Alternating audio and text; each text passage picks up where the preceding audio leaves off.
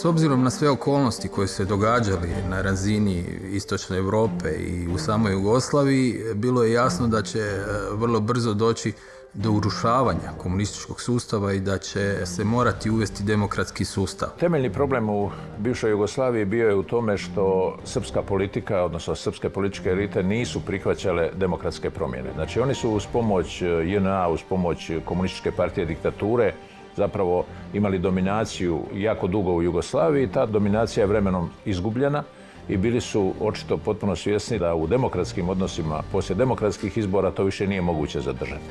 I oni su bili potpuno jasno odlučni tu svoju dominaciju i svoju poziciju očuvati silom.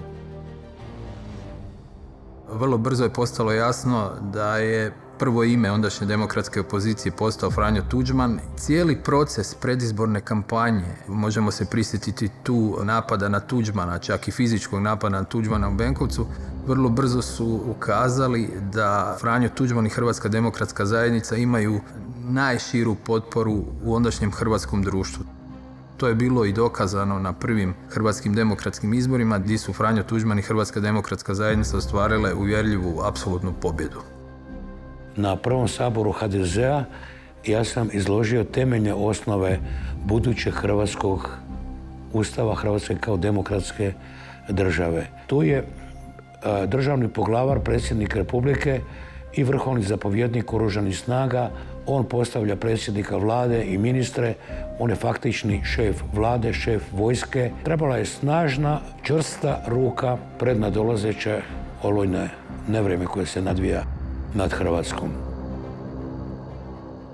Negdje u ožujku 1991. godine predsjednik Tuđman je donio jednu od svojih povijesnih odluka, a to je da raspiše referendum o suverenosti i nezavisnosti Republike Hrvatske, i to je bila vrlo hrabra odluka jer je on shvatio da Slobodan Milošević ne želi ništa osim moderne federacije ili velike Srbije.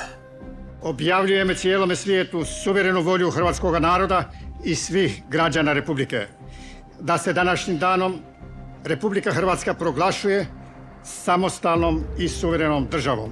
Najvažnija ili jedna od najvažnijih političkih odluka Hrvatskog sabora u suvremenoj hrvatskoj povijesti je ustavna odluka o suverenosti i samostalnosti Republike Hrvatske, donešena 25. lipnja 1991. godine. Praktično mi smo tada proglasili neovisnost i krenuli u proces, naglasit ću, razdruživanja od SFRJ. Slovensko političko vodstvo je odlučilo odmah konzumirati tu odluku svoje skupštine.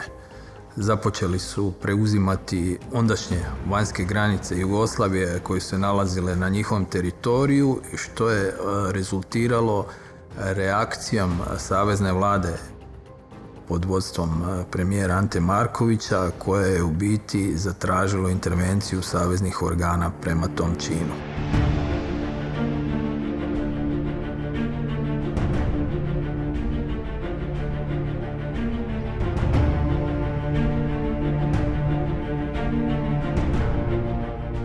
Vrlo brzo postalo je jasno da će JNA izgubiti taj kratki slovenski rat.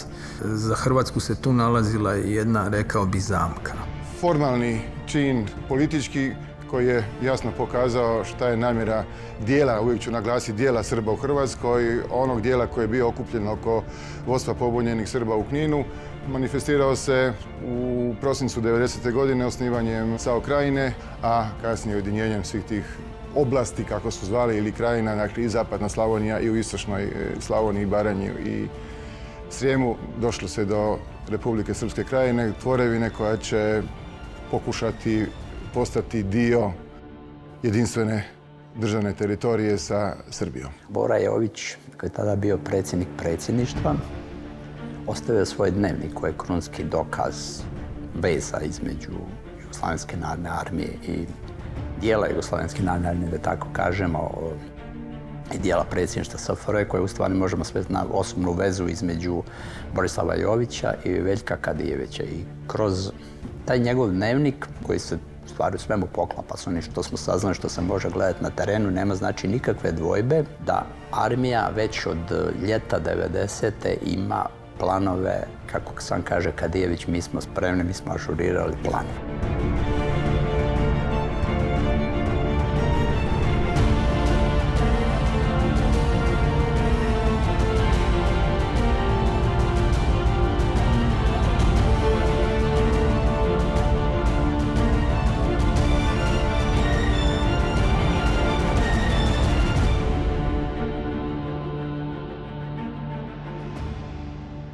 S ove povijesne distance svima jasno da je Miloševićeva agresija, velikosrpska agresija na Sloveniju, na Hrvatsku, na Bosnu i Hercegovinu, kasnije na Kosovo, bio jedan događaj koji je zatekao u tom trenutku Europsku zajednicu. Ona nije imala tada razvijene mehanizme zajedničke vanjske, sigurnosne i obrambene politike kao danas. Postojala jedna forma koja se zvala Europska politička suradnja, ali to nije bilo koherentno, nije bilo čvrsto, nije bilo snažno. The West, and particularly in those days France and Britain, had wanted to keep Yugoslavia together as a counterweight to Germany. Various stages, green lights as they're called, given to Milosevic, who thought that as long as he proclaimed certain democratic principles, he would be able to do what he wanted, arming the Croatian Serbs, promoting a rebellion, which was in fact the objective of which was the recreation of what had been the historic Serbian aim of a greater Serbia. The British policy wanted to keep Yugoslavia together, but they did not believe that Yugoslavia could be kept together without the use of force, which means that they wanted the Yugoslav army to be able to crush Croatia. We should be quite clear about this, quite clear. Nas nije nitko podržavao osim Svete stolice, ministra vanjskih poslova i vicekancelara Alojza Moka i pojedinaca uglednih u svijetu, ali koji nisu bili na vlasti, kao što je Margaret Thatcher. Europska zajednica tada je uputila promatrač u Republiku Hrvatsku, koji je predsjednik Tuđman nazivao sladoledari, radi bijele boje, odjeće. Pregovori su bili i vojni i politički. Političke pregovore je uglavnom vodio glavni šef misije. To je bilo nizozemsko predsjedavanje. Ambasador Van Houten je vodio pregovore u raznim područjima. Koliko se ja sjećam iz razloga što je Nizozemska tada predsjedala Europskom zajednicom, kao glavnog čovjeka koji će voditi tu mirovnu konferenciju u bivšoj Jugoslaviji, za njezinog voditelja izabran je britanski diplomat Lord Peter Carrington. Bilo je dogovoreno da se svi prijepori riješe kroz arbitraže. Glavni čovjek te arbitražne komisije pri mirovnoj konferenciji postaće francuski ustavni sudac Robert Badinter. Predsjednik Tuđman shvatio je da mu je potrebna što šira politička podrška za sljedeće političke korake, odnosno za obranu Republike Hrvatske, i na tom tragu započeli su pregovori o formiranju vlade demokratskog jedinstva. Paralelno srbijanska agresija na terenu sve je žešća.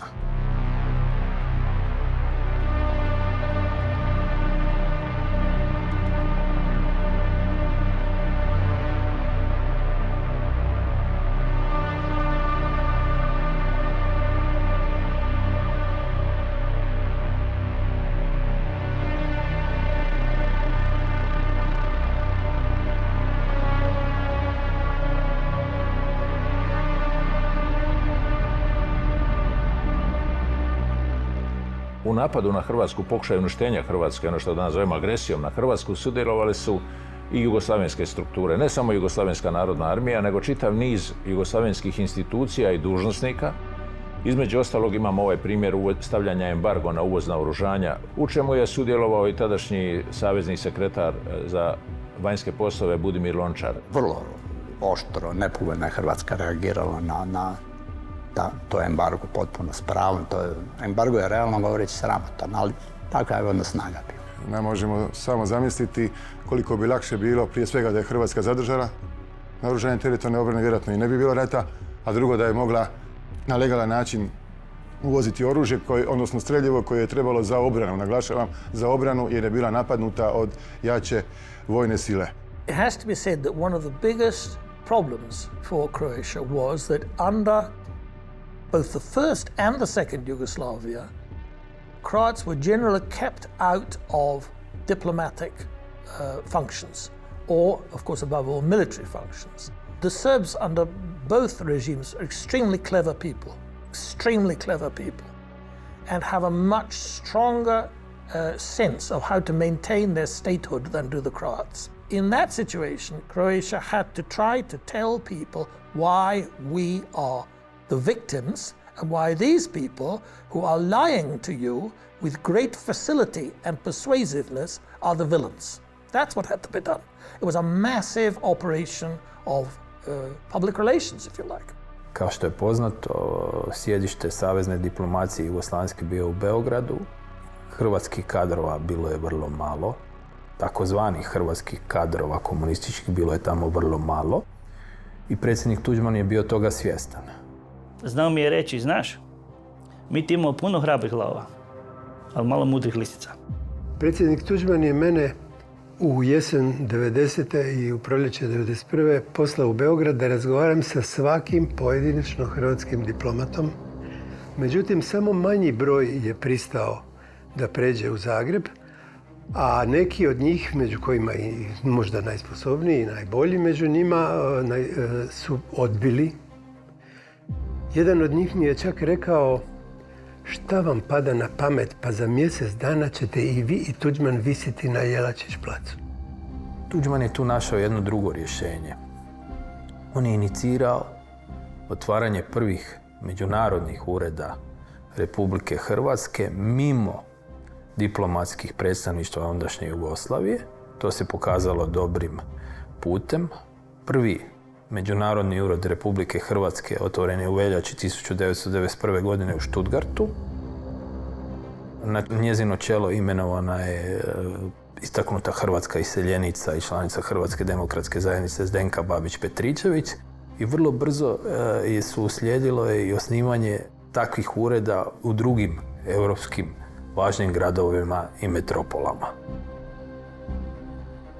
Pa ja bih rekao da smo imali dvije bojišnice, onu najtežu ratnu bojišnicu, prvu crtu, koja se naravno težinom i pogibeljnošću ni sa čim ne može usporediti. Ali postojala i druga diplomatska bojišnica na kojoj su se također vodile teške borbe, metaforički rečeno naravno. Ratnika i brigade vidite, a ove brigade diplomatske ne vidite.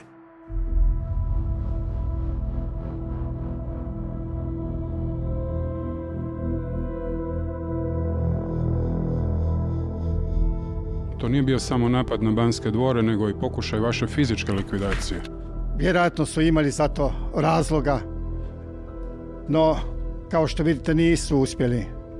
Pa sve da su i uspjeli, Hrvatska bi živjela i bez mene, ali živeće i sa mnom u oslobađanju od okupatora i u izgradnji. Uskrisit ćemo i obnovit ćemo Hrvatsku. Zvao je Genšera, Van den Brucka, uglavnom svi koje god je zvao odmah su se javljali i to je bila jedna jedina linija koja je radila. Posjetili smo ga predsjednik Gregorić i ja. Bio je ljut, ali potpuno sabran i odlučan da ćemo pobijediti. Republika Hrvatska od dana 8. listopada 1991. godine raskida državno-pravne sveze na temelju kojih je zajedno sa ostalim republikama i pokrajinama tvorila dosadašnju SFRJ.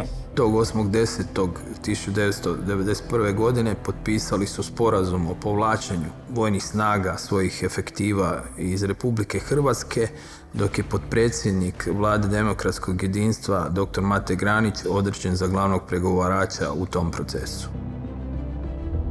U 10. mjesecu pojačali su napade i na Zadar i na Šibenik i na Vukovar specijalno i tada počima epopeja posebno Vukovara.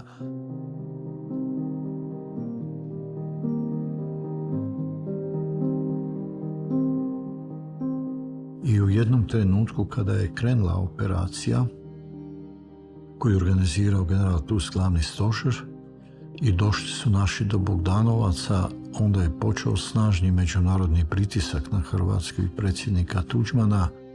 Zanimljivo je da je, recimo, Lord Carrington tražio od hrvatskog predsjednika da se takve akcije zaustave. Nešto slično tražio je Hans van den Broek iz razloga vjerojatno želeći osigurati daljnji nesmetani rad mirovne konferencije. Pa čak je i razgovarao Dietrich Genscher sa predsjednikom Tuđmanom, ali predsjednik Tuđman ne bi nikad popustio da nije znao odnos snaga. I remember when Vukovar happened, this was something which was shocking, and it helped at the end to push the idea of recognition of the independence of Croatia and Slovenia closer. Tome su puno pridonijeli Hrvati u Njemačkoj, koji su bili odlično organizirani.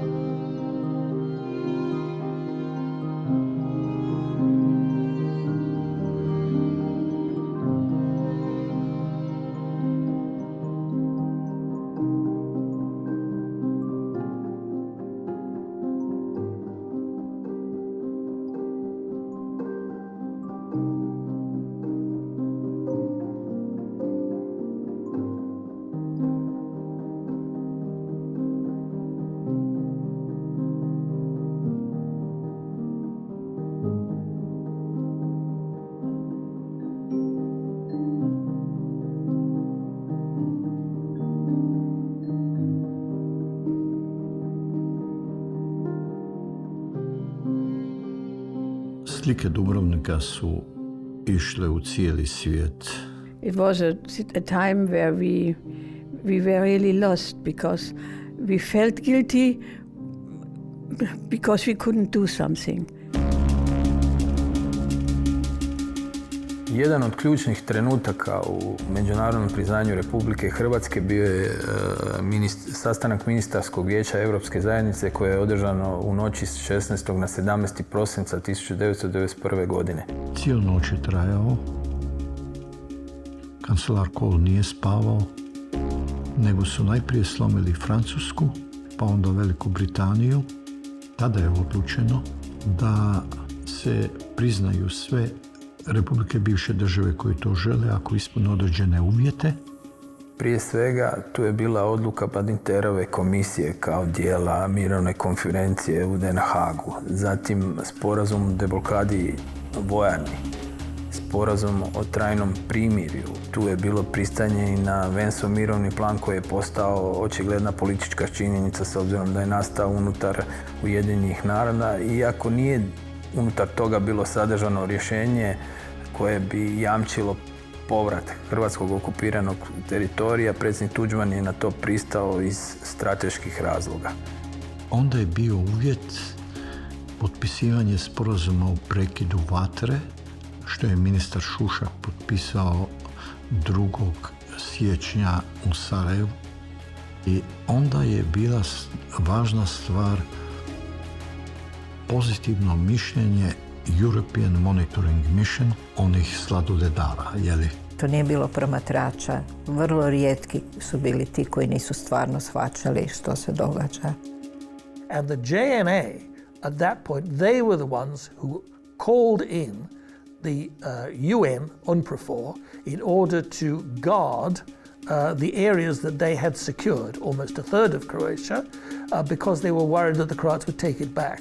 Uslijedilo je daljnje lobiranje za hrvatsko međunarodno priznanje. Tu su se posebno istaknuli najviši diplomati Svete stolice koji su već mjesec, dva lobirali širom Europe za hrvatsko priznanje. But the most important thing to say is that John Paul II recognized Croatia. Obviously, he knew from his experience in Poland, above all, what it was like living under communism. And he knew the disadvantages that people had if you weren't part of this communist elite. So he could understand what was going on. And he also understood nationality. So He understood all of this, and also he understood one other thing. The war against Croatia was a war against the Catholic Church.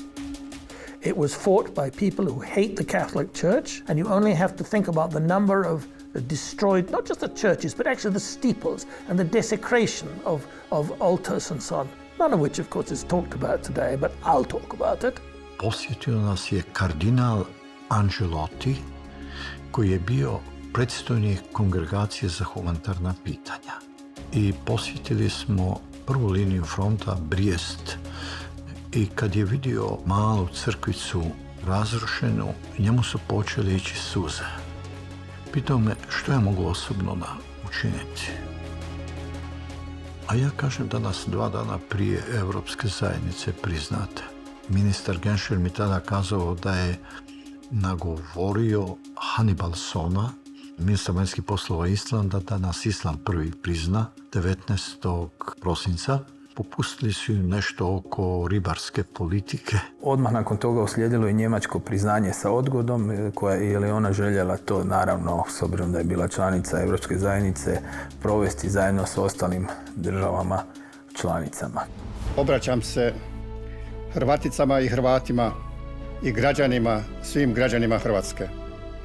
Današnji dan, 15. siječnja 1992. bit će zlatnim slovima uklesan u sveukupnu 14-stoljetnu povijest hrvatskog naroda na ovome za nas svetom tlu između Mure, Drave, Dunava i Jadrana. Shvatili su da to ne ide tamo, da je to organizirani narod, da je to narod koji jednostavno želi svoju državu i nije pitanje da li ćete ju vi priznati ili nećete priznati, nego je pitanje samo kada ćete ju priznati. Znate, nažalost, da treba srce da dobiš bitku, ali da dobiš rat treba još puno toga.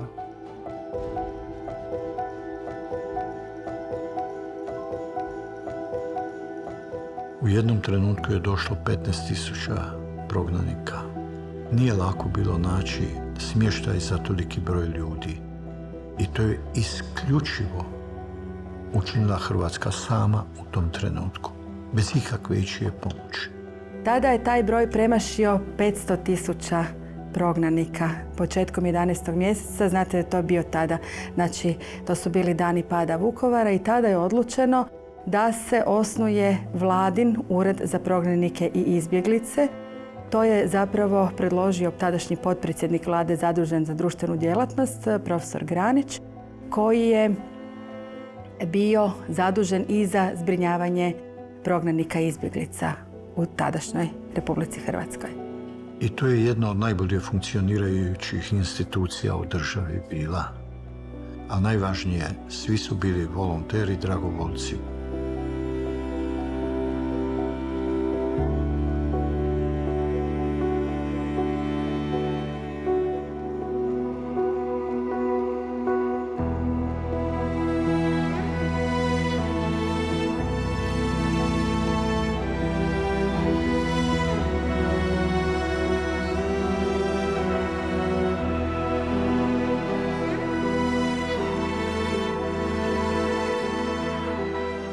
Nakon uspjeha Hrvatske demokratske zajednice na izborima u Republici Hrvatskoj bilo je logično osnovati jednu sestrinsku stranku na području Bosne i Hercegovine s obzirom da je veliki broj ljudi koji su sudjelovali u samom osnivanju Hrvatske demokratske zajednice u Hrvatskoj bio podrijetlom iz Bosne i Hercegovine. Zanimljivo, iz Zagreba su došle i druge 2 nacionalne stranke. Srpska demokratska stranka je zapravo nekakva inačica ili produžetak Raškovićeve Srpske demokratske stranke. Ondašnji muslimani su osnovali stranku Demokratske akcije koja je bila predvođena poznatim političkim disidentom Alijem Izetbegovićem. Odmah je postalo u prvim danima jasno funkcioniranja te nove demokratske vlasti da te 3 nacionalne stranke imaju različite strateške i nacionalne ciljeve. Definitivno je HDZ Bosne i Hercegovine bio za samostalnu Hrvatsku državu, ali i za samostalnu Bosnu i Hercegovinu. Srpska demokratska stranka podržavala je u biti stav Srbije o opstanku jedne snažne unitarne jugoslavenske države. Što se tiče stranke Demokratske akcije, ona je tu bila podijeljena. Oni su bili za Jugoslaviju, za očuvanje Jugoslavije, ali su htjeli Bosnu i Hercegovinu kao ravnopravnu državu ili republiku unutar Jugoslavije. Kada je armija krenula na Dubrovnik, stradala je kompleks hrvatskih sela Ravno. Početak listopada 1991. A kako je Sarajevo reagiralo? Nažalost, to je ona čuvena rečenica, to nije naš rat. Ja vas pozivam da smognete hrabrosti i da odbijete da učestvujete u ovom zlodjelu. Zapamtite, ovo nije naš rat. Neka ga vode oni koji žele da ga vode. Mi ne želimo taj rat. I cijela ta priča nagnala je međunarodnu zajednicu da se uključi u taj proces u Bosni i Hercegovini. Tu se počela odvijati nova runda mirovne konferencije i stoga iznjedren je taj Kutiljerov mirovni plan. Taj Kutiljerov plan je podrazumijevao te nacionalne jedinice, teritorijalne, kako smo i tada zvali, kantonima, to je bio najčešće korišten izraz. Smatram da je Kutiljerov plan bio racionalan, da je on polazio od istog razumijevanja problema, da je Bosna i Hercegovina i Jugoslavija u malu. Slično onome što postoji danas u Švicarskoj, i iz prve su svi pristali na to. Čak i Alija Izetbegović koji je poslije povukao taj potpis, odnosno svoj pristanak, i rekao je da je to napravio taktički, samo da dobije na vremenu i da dobije međunarodno priznanje, a da on zapravo to nije ni mislio poštivati. Odbit Kutiljerov plan, a ne biti spreman za rat. To je prilično iracionalan potez i ja se slažem s onima koji smatraju da je iracionalnost jedna od ključnih značajki Alije Izetbegovića. Bošnjačka politika je zapravo predsjedniku Tuđmanu i nudila, tako kažem, dogovore da bi Hrvati žrtvovali srednju Bosnu, a da bi Hercegovina i samo dijelovi periferni, dakle Bosne, bili priključeni Hrvatskoj, što je naravno Hrvatska, uzimajući sveokupan nacionalni i državni interes, odbila. Početkom 1993. odnosno 2. siječnja 1993. započinjala je nova runda mirovne konferencije u Ženevi. Tu se već govorilo o novom mirovnom planu koji će biti nazvan po njegovim tvorcima Vensu i Ovenu, dakle Vens-Ovenov mirovni plan. Što je bio sadržaj tog plana? Bilo je predviđeno da bude više pokrajina koje će isto biti konstituirane po etničkom ključu, plus da Sarajevo kao glavni grad bude distrikt. Srbi su odbili i taj plan koji je njima sigurno pružao jednu lagodnu poziciju i gotovo da bi preko njega ostvarili većinu svojih političkih ciljeva. Međutim, ne sve. I to je onaj problem kod srpske politike, što su oni doista htjeli sve, jer su računali na tu vojnu snagu, na JNA, na oružje. Hrvatima je predloženo praktično oko 25% teritorija i naravno da je to zasmetalo dijelu vodstva bošnjačkog naroda i da praktično već od siječnja imamo i prve zločine nad Hrvatima u Lašmanskoj dolini i da će se od siječnja situacija u hrvatsko-bošnjačkim odnosima usložnjavati.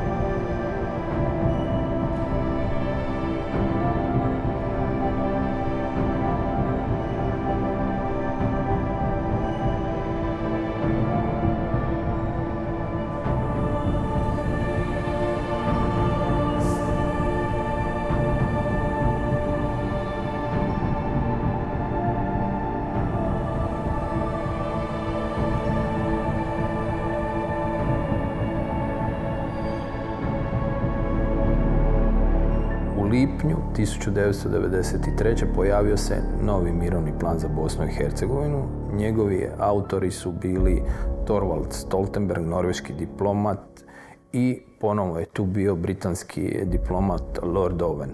Dakle, Owen Stoltenberg plan je prema svom sadržaju prednijevao da Bosna i Hercegovina postane unija triju nacionalnih republika koje bi tako tvorile jednu saveznu državu Bosnu i Hercegovinu. Taj plan su izrijekom odbili bošnjački politički, odnosno muslimanski politički predstavnici. Oni su biti tražili izlaz te svoje etničke republike na sjever, na na rijeku Savu i na jug, na Jadransko more, odnosno tražili su izlaz na more i u biti oni su odbili. Istovremeno dolazi i do promjene na čelu hrvatske vanjske politike. Predsjednik je rekao ponovno, Mate, ti razumiješ državnu politiku, ako Bosna i Hercegovina što se tiče Hrvata, tu će ti pomoći Gojko. Mate Granić did make an enormous difference. So my view of Mate Granić is positive, very strongly positive. Jer gospodin Granić, morate znati, je imao baš u to vrijeme intenzivne kontakte sa predstavnicima, diplomatskim predstavnicima u Hrvatskoj, sa Svetom stolicom, posebno sa njemačkom, engleskom, francuskom, američkom diplomacijom, radi tumačenja svega onog što mi želimo i opravdanosti naše borbe za samostalnost. Privukla se, možemo slobodno reći, u tom trenutku sva ona skupina vrijednih ljudi koji su mnogi kasnije bili ili veleposlanici, a ova mlađa generacija poput moje postali su danas utjecajni političari na sceni, upravo u vrijeme Mate Granića koji je znao okupljati izrazito kvalitetne ljude. I s te strane, sa svojim liječničkim iskustvom, dakle brze dijagnoze i davanja recepta, bio je jako vješt organizator, bio je politički jedan od najiskusnijih ljudi tadašnjih vlada, jer je participirao u više vlada, on je u prvu vladu ušao 1991. godine, dakle cijelo desetljeće bio uz predsjednika Tuđmana, bavio se vanjskim poslovima, vodio sve ključne razgovore koji su ostvarivali nacionalne interese. Taj mjesec, kada sam postao ministar vanjskih poslova, sam shvatio da niti ćemo osloboditi okupirana područja, a niti ćemo pomoći Hrvatima u BiH, ako ne riješimo problem hrvatsko-bošnjačkog sukoba, rata. The only way to end the war was by having an alliance between the government of Bosnia and Herzegovina, the Bosnian Croats, and Croatia. Naša diplomatska misija u New Yorku, dakle Mario Nobilo, Vladimir Drobnjak su napravili fantastičan posao, da su uz pomoć i mene i Ministarstva vanjskih poslova uspjeli izlobirati rezoluciju Vijeća sigurnost 871. Mi smo tu rezoluciju zvali majkom svih rezolucija jer je ona zapravo definirala status okupiranih područja i pod operativnim aspektima te rezolucije nametnula Srbiji, vezala je postojeće sankcije, njihovo skidanje i prijetnju novim zbog njihove odgovornosti za situaciju na okupiranim područjima. Ono što je bitno za rezoluciju 871 je da ona razdvaja mandat UNPROFOR-a po prvi put, koji je bio dizajniran za područje cijele Jugoslavije, na 3 tematske cjeline, na Hrvatsku, na Bosnu i Hercegovinu i na Makedoniju, današnju Sjevernu Makedoniju. Prije nje su morale se usvojiti 2 kratke rezolucije kako bi se privremeno produžio mandat UNPROFOR-a, jer Hrvatska nije isprva pristala na njegovo produženje bez da su u rezoluciju ugrade neki ključni dijelovi. Mi smo, naravno, tu moram ovdje reći to 30 godina kasnije, valjda i smijem, tu rezoluciju dobili čisto na blef, na rizik. Tada smo odlučili, ajmo stvoriti uvjete da Hrvatska, ako krene vojno, ne bude kažnjena zbog toga, ne dobije sankcije i otkaz mandata bila je snažna poluga. Međutim, ona je već korištena kod predsjednika Tuđmana, ministra Granića, kao prijetnja. To je prvi temelj kasnije za Oluju.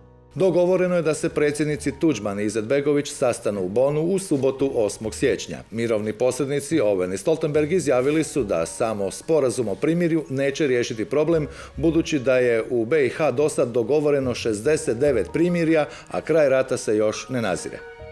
U 11 sati navečer u prizemlji smo se našli predsjednik predsjedništva Izetbegović, Haris Silajđić, predsjednik vlade Bosne i Hercegovine, predsjednik Tuđman i ja i veleposlanik Hido Biščević. Odmah na početku razgovora je predsjednik Izetbegović kazao: Franjo, uzmite vi južno od prozora sve pa do Neretve, Mostar ćemo podijeliti, predsjednik je kazao ne može Alija, ne mogu ja ostaviti Hrvate u Srednjoj Bosni. I predsjednik Tuđman je to odbio. Dakle, kogod je ikada govorio o tome da je Tuđman imao neku ideju podjele Bosne i Hercegovine, morao bi prije svega znati ovakve činjenice. I na tom sastanku je bilo vidljivo da je međunarodna konferencija mrtva i on Stoltenberg da više ništa ne mogu napraviti. To je bilo kristalno jasno.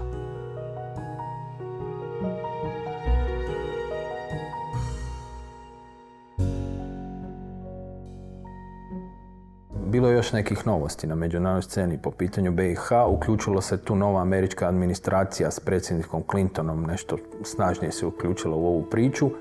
American diplomacy was crucial in stopping the war between Croats and Muslims, or Bosniaks as we now say, but in those days we just said Muslims and it's not politically incorrect to say it either.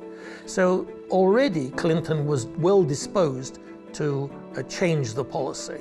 Now what the new policy should be, that's what he couldn't work out. But when he came into office initially in January of 1993, his focus was on the economy. He knew that that's how he became president. Robert Dole was a great friend of Croatia in America, and if it hadn't been for pressure from Dole and from the Republican Congress, there would have been none of this shift under Clinton policy. There would have been none of the backing of the Washington Agreement, which we may come to, and there would have been no Oluja. Kad ljudi prosuđuju Washingtonski sporazum, do čega ćemo doći, zaboravljaju kontekst u kojem je on donešen. A početak toga je doista dolazak Charlesa Redmana, jednog apsolutno fantastičnog diplomata i čovjeka. Ja sam bio zadivljen prvi put kad smo razgovarali, on je znao gotovo svako selo u Bosni i Hercegovini. I mi smo počeli razvijati odnose u kojemu je on zapravo stekao dojam da se Hrvatima ipak može vjerovati. Jer je to bilo pitanje kome se može vjerovati. Ta večera koju smo organizirali u hotelu Hilton u Ženevi, između nas trojice, ja sam htio da se Redman dobro upozna sa Matom, da vidi zapravo nekoga čovjeka koji vodi hrvatsku diplomaciju i koji je daleko od onih stereotipa koji su se nabijali Hrvatskoj. I Tuđman je bio daleko od stereotipa. Ta večera je imala posljedicu nekoliko razgovora da bi u jednome trenutku Redman nama rekao: dobro, ja vam vjerujem, ali pazite, ako prijedlog kojeg ću ja pokušati nagovoriti svoje da idemo s vama kao partnerima, ako vi to ne prihvatite, moja karijera je završena. Na tom razgovoru sam ja predložio model kako završiti sukob Hrvata i Bošnjaka, koncept kantonalnog uređenja, kasnije da se taj model na cijelu Bosnu i Hercegovinu procijeni. And Chuck Redman, who was the mediator, he read this and he said, this is the right idea. And that's how we got to the idea for the Washington Agreement, to create a federation with Muslim and Croat cantons. Kad smo završili razgovor, zvao me državni tajnik Warren Christopher. Haris Ilaić je već u Washingtonu. Kakve su moje procjene oko uspjeha pregovora? Jer Haris Ilaić nam djeluje malo, nije veliki optimist. Ja kažem da je to samo taktika u pregovaranju. Da mislim da su dobre.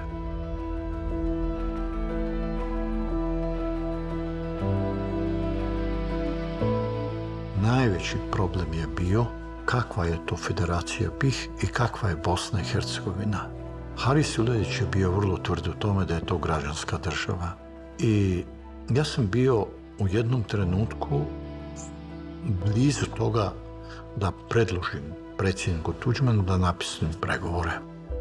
I onda sam dobio podršku od Warrena Christophera i Haris Ilaić onda to prihvatio. A što se tiče predsjednika Tuđmana, on je bio u Albaniji, vratio se, upalio spikafon i razgovarao sa mnom. Mate, da li bi ti po savjesti potpisao? Da, predsjedniče, ja bi po savjesti potpisao. Imate vi ko primjedbu? Niko nema primjedbu, Mate, potpiši. Već nakon potpisivanja preliminarnog sporazuma, rat između Hrvata i Bošnjaka je završen u 24 sata. Predsjednici Tuđman i Izetbegović potpisali su u Washingtonu okvirni sporazum o konfederalnim vezama između Hrvatske i BiH. Prije toga bosanski premijer Silajdžić i predsjednik predsjedničkog vijeća Hrvatske Republike Herceg-Bosne Zubak potpisali su tekst nacrta Ustava Federacije BiH. Svečanosti u Bijeloj kući bili su nazočni uz hrvatsko i bošnjačko izaslanstvo, predsjednik Sjedinjenih država Clinton, potpredsjednik Gore, ministri vanjskih poslova Sjedinjenih država, Njemačke, Austrije, Belgije, Grčke i drugi. Nazočni su bili brojni visoki dužnosnici američke diplomacije i vojske. The Washington Agreement was the turning point in the war in Croatia and Bosnia. Međunarodni položaj Republike Hrvatske se dramatično promijenio nakon potpisivanja Washingtonskog sporazuma. I to je bilo nešto što je bilo izuzetno važno, a pogotovo da smo sa Washingtonskim sporazumom postigli strateško partnerstvo sa Sjedinjenim Američkim Državama. Od tog trenutka nijedan potez, niti smo mi, ali niti su Sjedinjene Američke Države radili bez dogovora. Specijalno govorim što se tiče Bosne i Hercegovine i oslobađanju okupiranih područja Republike Hrvatske. Obustavljanjem tog rata i vraćanjem na one početne pozicije, dakle rata protiv Srba, koji su već tada držali, čini mi se, negdje oko 70% teritorija Bosne i Hercegovine, su stvorene pretpostavke i za oslobađanje teritorija Republike Hrvatske. Nova, iznimna diplomatska pobjeda Hrvatske na međunarodnom planu bila je rezolucija 49-43 Opće skupštine Ujedinjenih nacija. Pri čemu 49 označava 49 zasjedanje, a 43 redni broj rezolucije. I njezin naziv objašnjava sve. Službeni naziv rezolucije je situacija na okupiranim teritorijima Republike Hrvatske. On je u potpunosti komplementarna rezoluciji 871, ali činjenicom da je rezolucija Opće skupštine, u njoj smo mogli imati puno jači izričaj, jer nije bilo prijetnje vetom 5 stalnih članica, nego što smo mogli imati u Vijeću sigurnosti. I to je bio prvi veliki test. Da li smo mi u stanju kao hrvatska diplomacija organizirati nešto proaktivno na globalnoj razini. I da se vidi njeno praktično značenje. Samo jedna ilustracija. Sastanak u New Yorku.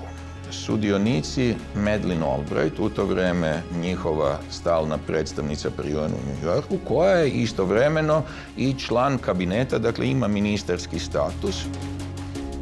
Richard Holbrooke, Mate Granić i ja razgovaramo o eventualnoj oružanoj operaciji kojom bi se vratili okupirani dijelovi teritorija.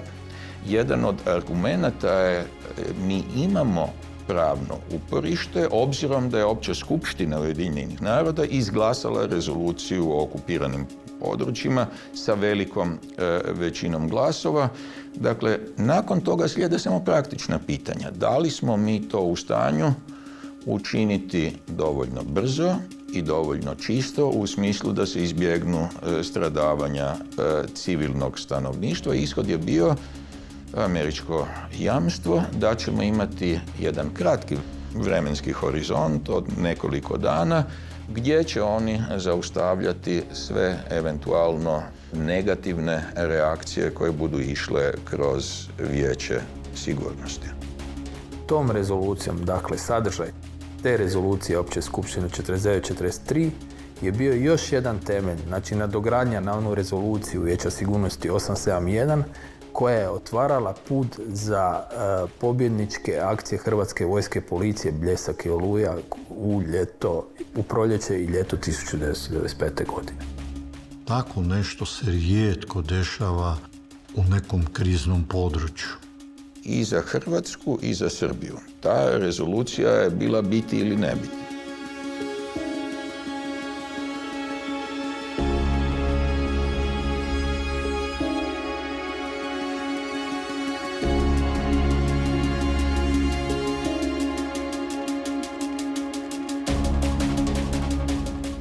negdje krajem 10.94. godine, američki veleposlanik Peter Galbraith je došao sa idejom o pregovorima, dakle, takozvanom planu Z4. Sam plan nije bio iznenađenje iz razloga jer su više navrata predstavnici međunarodne zajednice tvrdili kako je najbolje rješenje za okupirani hrvatski teritorij da se udovolji zahtjevima, u najvećoj većini da se udovolji zahtjevima pobunjenih Srba.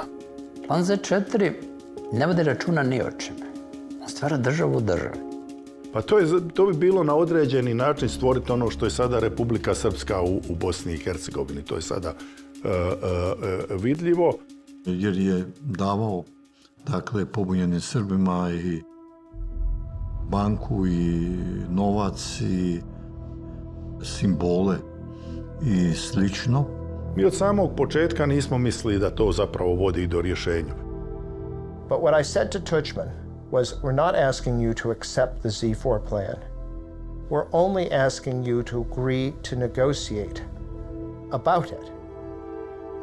That was not the same thing as accepting. I knew there was no way that he was going to accept this plan. But I wanted to start a process. Predsjednik me je pitao za mišljenje nakon što smo izvršili sve konzultacije. Ja sam odlučio da kažem da prihvatimo pregovore, ali nikako ovakav ili sličan. I to je predsjednik prihvatio. To je bilo ključno.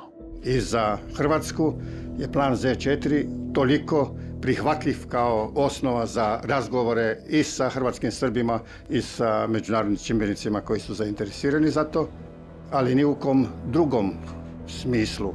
Javnosti će plan Z4 biti predstavljen u siječnju 1995. godine u uvelike izmijenjenim političkim okolnostima i naravno hrvatska javnost će ga doživjeti kao jednu vrstu pritiska na Hrvatsku i kao jednu vrstu kazne za Hrvatsku koja je u biti bila žrtva jedne velikosrpske agresije.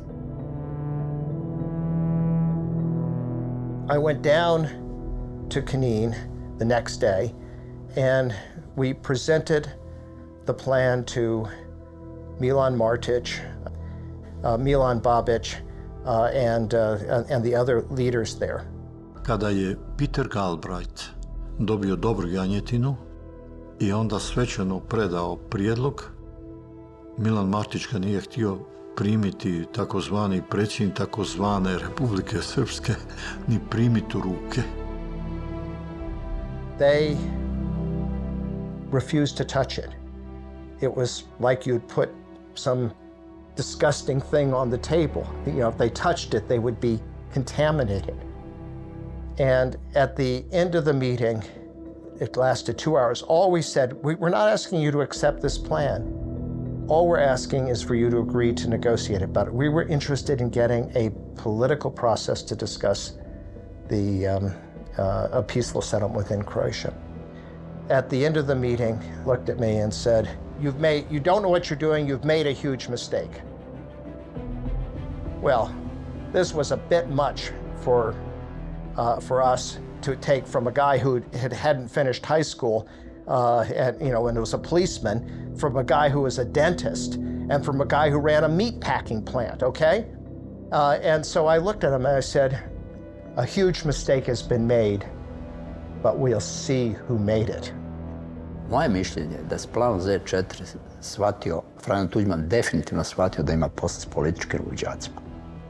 To je odbit takav plan, to je ludilo. Sve se je promijenilo.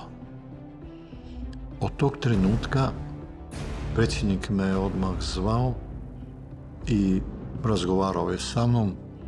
Matej, kako ti to ocjenjuješ? Kažem ja, dragi predsjedniče, sad imamo još jednog moćnog saveznika uz Ameriku, Njemačku, kojeg imate, dragog Boga. In fact, that worked in Croatia's advantage, because if there had been a negotiation, or if there had been a negotiation, or at least the hope for negotiation, then the United States might have said, we don't want a wider war, no to Operation Storm. But the fact that a plan was presented and the Serbs refused to negotiate, well, then I could argue back to Washington, we really don't have any choice. There's no prospect of a peaceful solution. Krajem ožujka 1995. nakon intenzivnih diplomatskih razgovora, Vijeće sigurnosti Ujedinjenih naroda prihvatilo je promijeniti mandat mirovnih snaga, odnosno UNPROFOR-a. Vijeće sigurnosti je promijenilo ime mirovnih snaga UNCRO, što je značilo United Nation Confidence Restoration in Croatia. Ja sam napisao pismo glavnom tajniku Ujedinjenih naroda da otkazujemo misiju UNPROFOR-a i da tražimo posebnu operaciju samo za Hrvatsku sa jasnim ciljevima. Nakon bitaka i sa glavnim tajnikom, uz pomoć Amerikanaca i uz jedan vrlo važan sastanak predsjednika Tuđmana sa potpredsjednikom Al Gorom u Kopenhagenu, uspjeli smo dobiti operaciju samo za Hrvatsku. I to je bila još jedna velika diplomatska pobjeda Hrvatske unutar organizacije Ujedinjenih nacija. Stvoriti uvjete na Dinari da hrvatski vojnik može opstati na Dinari uz zimu, vjetar, led, vijavicu, to sigurno nije bilo lako. Probiti puteve na Dinari, napraviti gori na Dinari bolnicu s ciljem da naši ljudi mogu biti zbrinuti. Prema tome, to je bilo jako teško, ali evo, imali smo ogroman motiv, ljubav, povjerenje, odgovornost i mislim da smo sve to odradili vrhunski.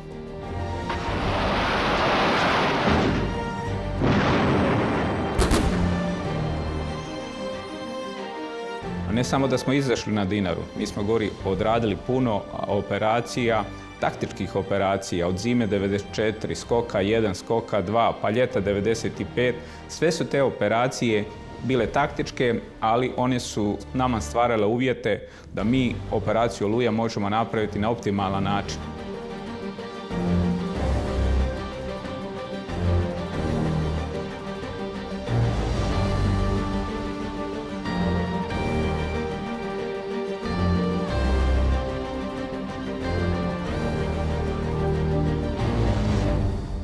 Nakon te operacije je naša policija odmah preuzela kontrolu, da sam mogao drugog dana nakon te operacije dovesti diplomatski zbor da posjeti to područje, da posjeti čak i zatočenika kojima smo sve pustili u tom trenutku koji god htio otići.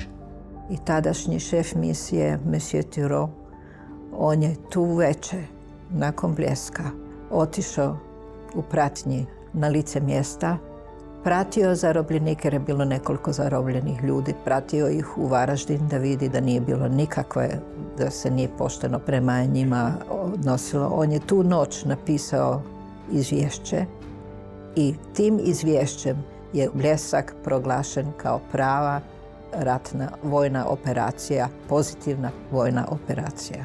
I to izvješće to jutro obišlo sve glavne gradove Europske zajednice. Zato Bljesak nikad nije bilo pitanje Bljeska, zahvaljujući tom francuskom ambasadoru. I ta operacija je prošla bez ikakve rezolucije Vijeća sigurnosti uz jedno predsjedničko priopćenje. Sjajno. Nažalost, reakcija vodstva pobunjenih Srba bila je teroristička, odmetnička.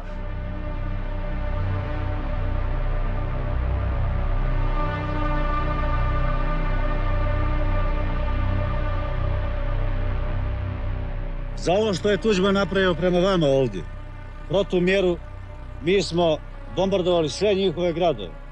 I Sisak više puta, i Karlovac, i Zagreb. When I heard these pop, pop, pop explosions, and I immediately thought they were rocket attacks on Zagreb, because Martić had told me that he was going to attack Zagreb if the Croatians did something. And so we had the embassy in lockdown, the staff in the basement. And then Mate called up and said that the children's hospital had been hit. And that was, it was a very sad scene because, there were kids with for example, who are undergoing chemotherapy, bald, and cancer treatment, and that this should happen. I talked to Holbrooke, and I wanted, to get clearance to make a response, and so he suggested I could. So I wrote Martich a letter. Dear Mr. Martich, I want you to know that rockets landed across the street from the American embassy. The United States has always considered an attack on an American embassy to be an attack on the United States itself, and takes appropriate response. That was all. But, it was the message was clear, and so it went, and there weren't any more attacks.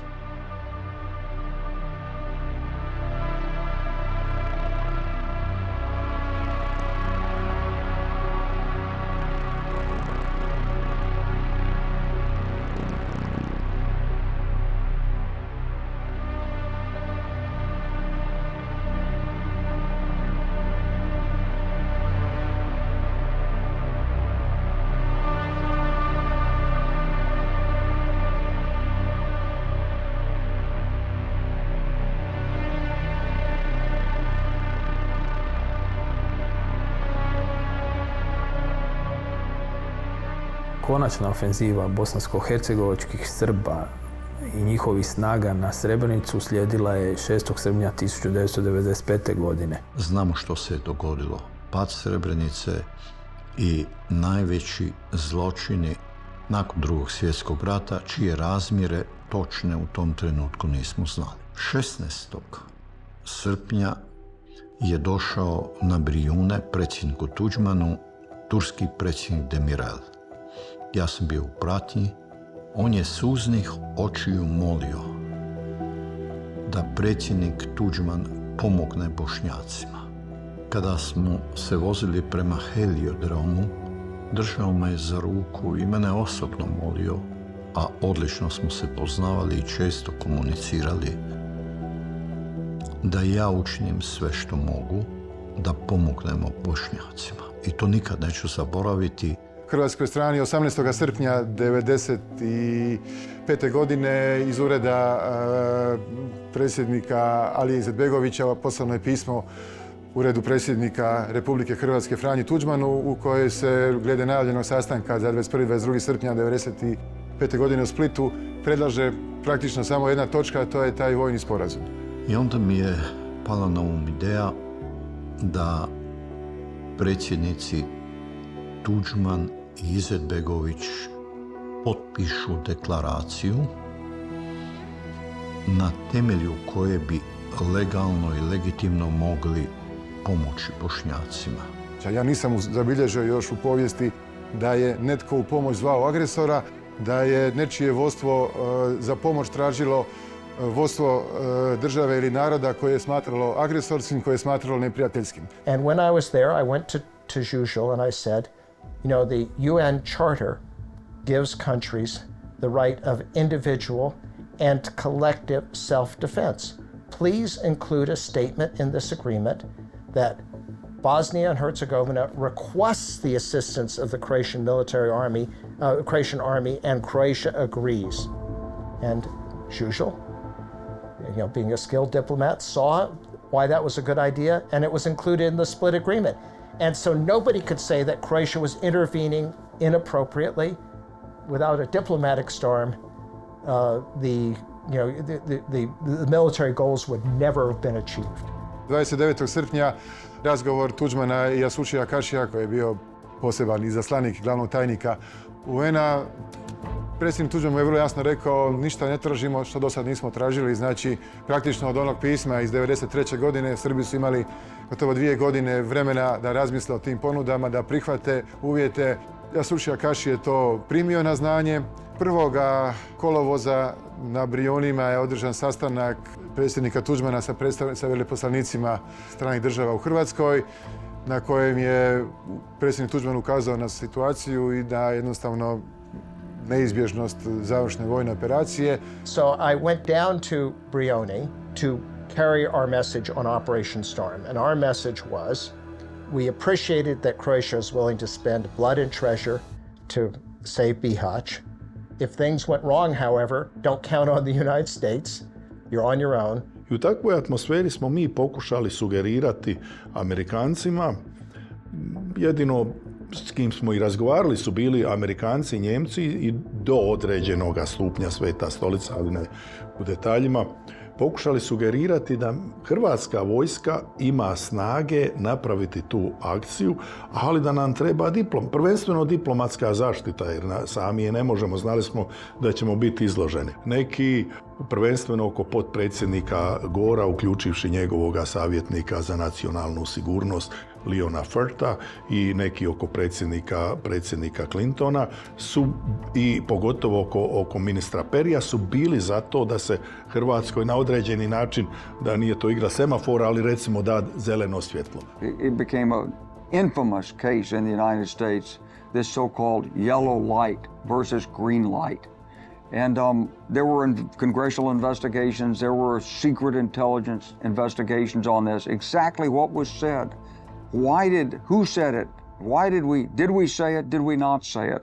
I never got to the bottom of it, but honestly, it's not, to me, important now. U takvoj situaciji, kao što je bilo i uobičajeno, ja sam odletio u Washington, direktno zapravo razgovarati i čuti koji je stav Sjedinjenih Američkih Država i tu sam dan prije nego što sam se vratio bio i u State Departmentu i u Ministarstvu obrane i u Bijeloj kući i zapravo u Bijeloj kući čuo i sasvim izravno da krenite, vodite računa o nekoliko stvari, prvenstveno zaštitite sve međunarodne predstavnike, nemojte da neko strada i drugo, maksimalno, ne mogu ja dovoljno puta reći koliko mi je rečeno, pazite na civilne žrtve. Ja sam ponovio ono predsjedniku što sam ponovio na Vonsu, ono što sam prethodno rekao u 2 navrata predsjedniku i zaključio, ako operacija bude čista i ako operacija bude kratka, pitao je predsjednik što znači kratko, kažem ja 10 dana, a najduže 2 tjedna. Ali 10 dana, kaže predsjednik, bit će i kraće.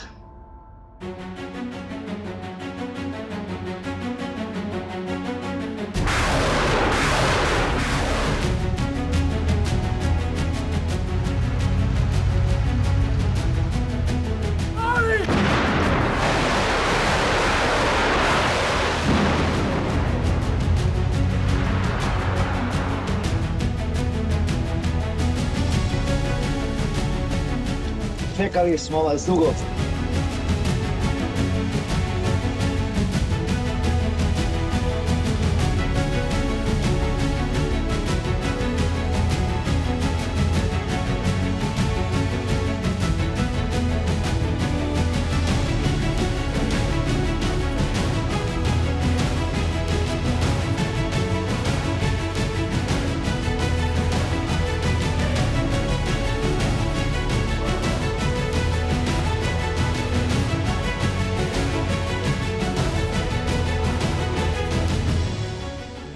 Zanimljiva je bila pozicija tada predstavnika međunarodne zajednice Karla Bildta, koji je nezadovoljan, vjerojatno iz osobnih razloga, zato što je imao neke svoje tu mirovne inicijative, ali i vjerojatno na poticaj nekih velikih sila koje nisu bile zadovoljne rezultatima akcije Oluja, pokušao je kriminalizirati operaciju Oluja.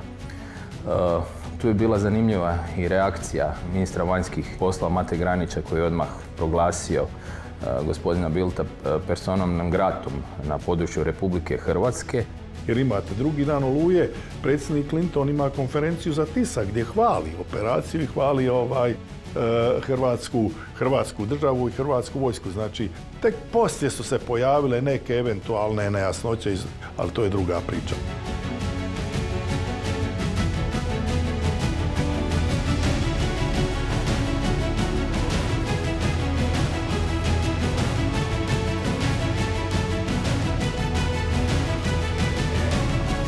Nakon uspješne vojne akcije hrvatskih snaga Maestral uslijedila je još uspješnija vojna operacija pod nazivom Južni potez, u kojima su hrvatske snage zauzele Šipovo, Mrkonjić grad i u biti bile su u jednom nezaustavljivom pohodu prema Banja Luci.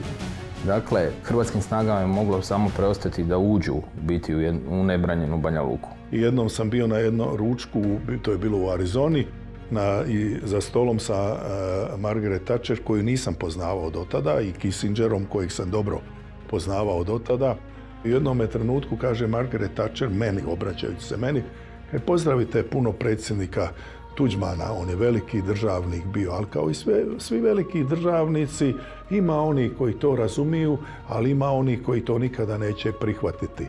Ja imam samo jednu zamjerku za njega. Kaže, kad je pošao prema Banja Luci, nije smio stati. Wesley Clark je obavijestio ministra Šuška da bi morali stati. I met with Minister Šušak in the MOD building in Zagreb. It was dark. All the lights were off. And Minister Šušak came in very happy. We're on the last high ground before Banja Luka. The Serbs are going crazy. They're shooting their own people. We'll be there soon. But unfortunately, our instructions were to tell them to stop. At the same time, Ambassador Hill and Chris Hill and Ambassador Holbrooke had gone to see President Tudjman. Negdje oko 1 sat poslije podne me nazvao državni tajnik Warren Christopher i razgovarao 45 minuta. Kaže, Mate, morate stati. Ja kažem, zašto? Mate, mi mirom, sporazumom trebamo završiti, kaže, rat u Bosni i Hercegovini.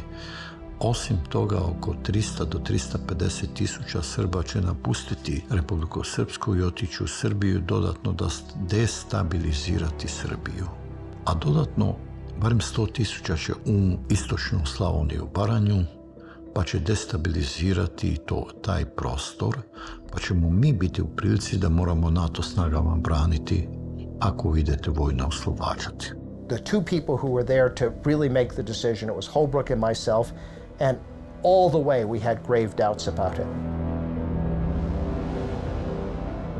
In fact, we had doubts about it so much that when we entered the presidential palace, he grabbed me, and right on the left-hand side was a men's room. So he grabbed me, we went to the men's room, stood in front of the urinals, and to once again say, was this the correct position? We decided it was, so we went up and we told Tudjman. History is lived moving forward. It's written looking back. I don't know if it was a mistake. Perhaps it was a mistake. Do kraja života Holbrooke, koji je bio jedan od glavnih za zaustavljanje, je ostao u dilemi je li to bila velika pogreška.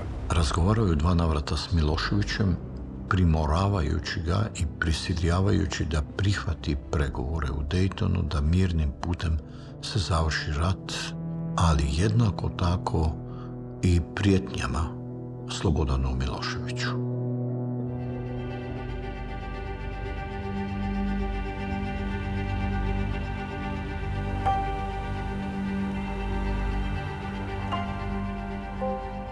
Krajem rujna 1995. već su se počeli nazirati obrisi mirovne konferencije u Daytonu. Dakle, fokus pregovora međunarodnih predstavnika bio je sa predstavnicima bošnjačkog naroda i sa predstavnicima bosansko-hercegovačkih Srba.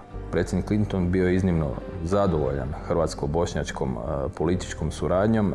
Tada se susrao i sa predsjednikom Tudjmanom i predsjednikom Izetbegovićem i u kontekstu svih ovih, rekao bi, uspjeha u svrhu pritiska na bosansko-hercegovačke Srbe i Srbije, bilo je razgovora i o olakšavanju sankcija Srbiji kako bi se ti pregovori održavali u što boljoj atmosferi.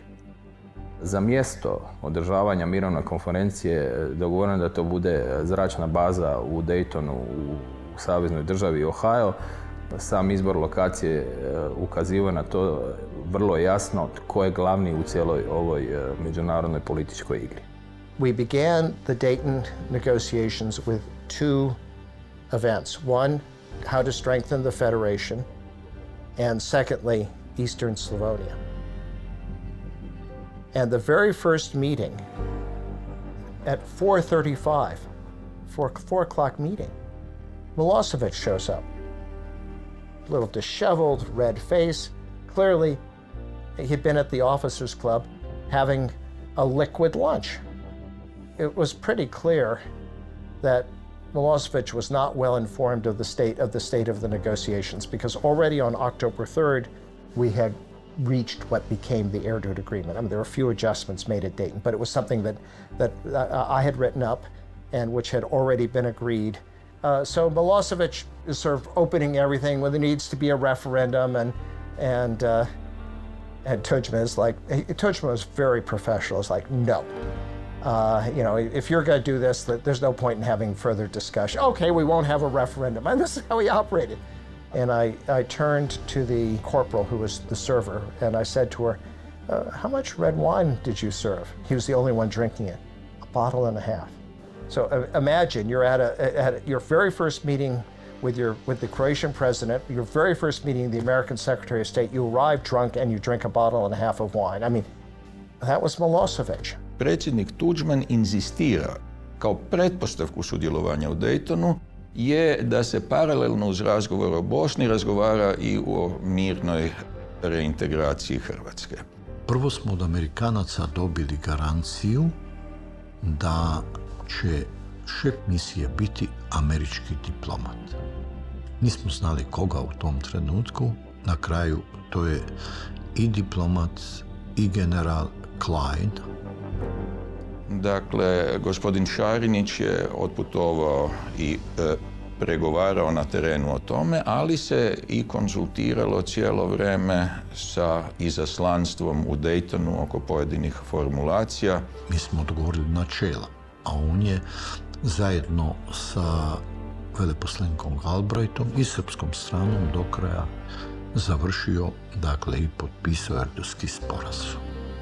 Well, the most important point about the Erdőd Agreement is territory transferred from the control of one side to control the other, and the population from the community losing control remained. It was the only time in the decade of wars in the former Yugoslavia where that happened. It's the single point in which the population remained.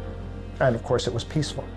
S druge strane, Tudjman je izgleda dogovorio politički sadržaj te mirne reintegracije već daleko prije i prije vojne redarstvene akcije Oluja. Taj dogovor je bio sa potpredsjednikom Gorom u Kopenhagenu još u 3. mjesecu, znači dosta prije Daytona, kada se dogovaralo i Amerikanci su ih ispoštovali. Što više, u jednome trenutku kada smo i mi se kolebali da li prihvatiti Dayton ili ne, onda smo dobili jasnu poruku, pazite, ako ne podržavate, ako nema potpisa na Daytonu, zaboravite na dogovor iz Kopenhagena. U Daytonu nakon toga smo 2 dana razgovarali o Mostaru i dogovorili, to smo razgovarali uglavnom ja i ministar Šušak. Završili smo to i onda su bila okvirni sporazum, ustavna načela, gdje su nam puno pomagali, naravno, vrsni pravnici, posebno Ivan Šimonović, Siniša Petrović. Dayton je bio iznimno složen. Tu su se susretali razni krugovi interesa. Najuži krug interesa 3 konstitutivna naroda u Bosni i Hercegovini, širi krug interesa susjedne države, Hrvatska, Srbija, ali i još širi krug koji je uključivao velesile, države članice Evropske unije. I Dayton je bio u sjecištu svih tih procesa. I mean, Dayton was a diplomatic marathon to produce the right result. Pregovori oko razgraničenja su bili krvavi.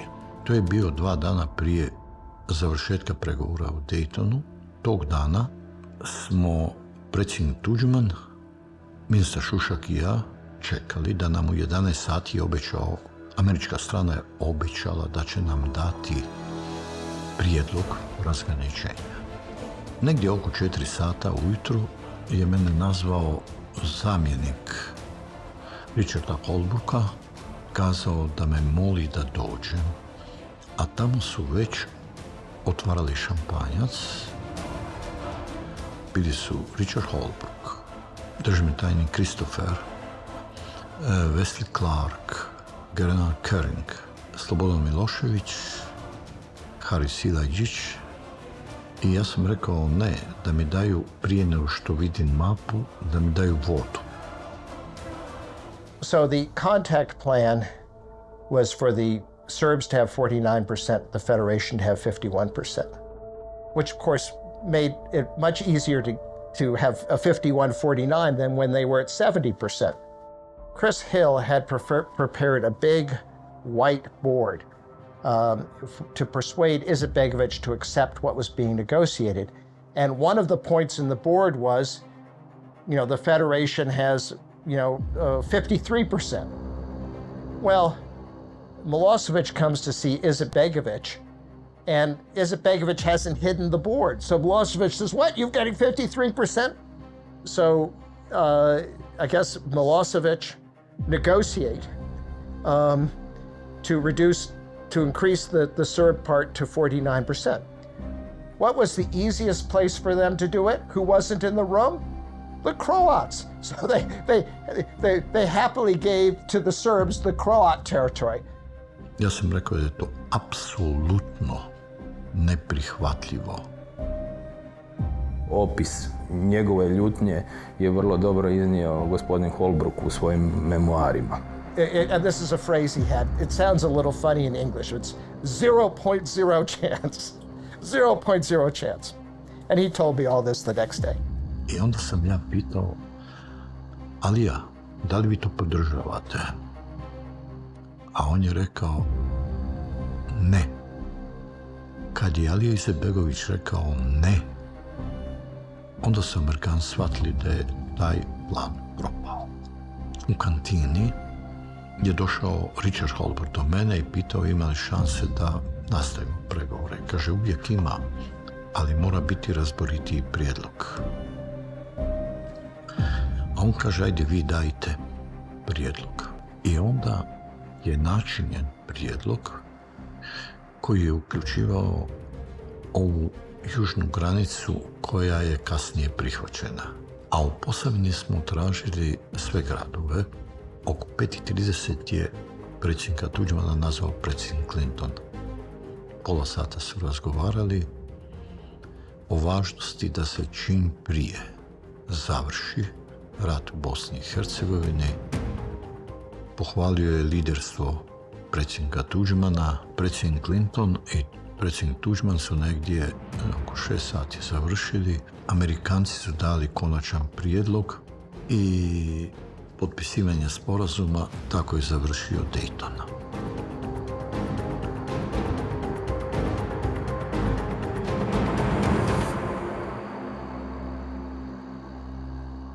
Da li je taj ustav idealan?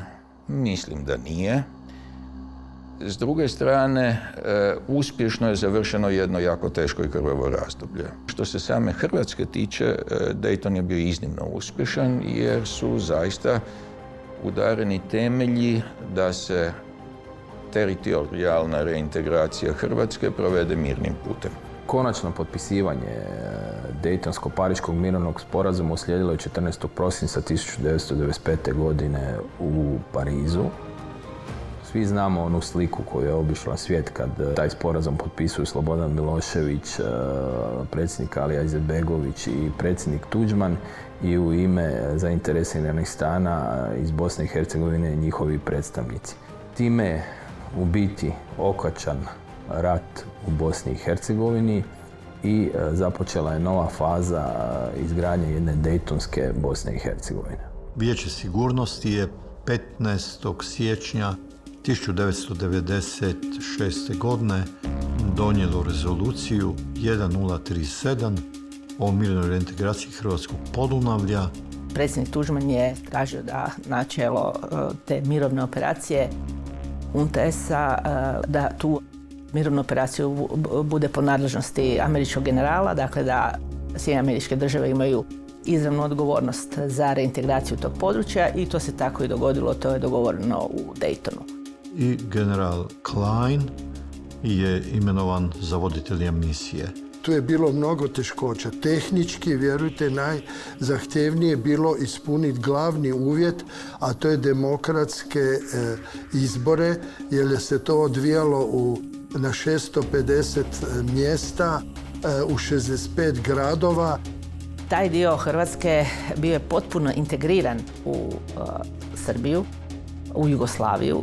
Valuta je bila srpska valuta, komunikacije, telefoni, struja, sve je to bilo naslonjeno na Srbiju. Emocionalno najteže je bilo prognanike 150.000 uvjeriti. Ne možemo se na brzinu vratiti, treba pilot program pa čekati razoružanje. To je bilo vrlo teško jer su oni bili zaista uzbuđeni nakon tolikih godina čekanja, sad ne mogu ići kući. Ne mogu pričati, jako mi je teško. Vidim da se gradi, da će biti dobro. Želim se vratiti, to je bitno. Ja sam tu bio, kad sam bio mal, na kao sam se odselio u Zagreb. I gdje je ljepše, u Vukovaru ili Zagreb? U Vukovaru. U mirnu reintegraciju nisam isto sumnjala, s obzirom da sam upoznala generala Kleina. Nismo mogli poželjeti boljeg upravitelja od generala Kleina, jer je on i vojnik, i obaveštajac, i diplomat, i povjesničar. Znači, savršeno je poznao odnose i psihologiju obe strane. Nesporno je bio ambiciozan, nesporno je bio operativan, nesporno je bio dinamičan, htio je rješavati stvari, ali je često u tom svom pristupu, reklo bi se, lomio preko koljena ili pokušavao lomiti preko koljena. On je znao otići kod predsjednika naše države na sastanak, a onda bi sutra sazvao nas, neke od aktera u tom procesu reintegracije, i počeo bi nam dijeliti zadatke jer da je to dogovoreno kod predsjednika države.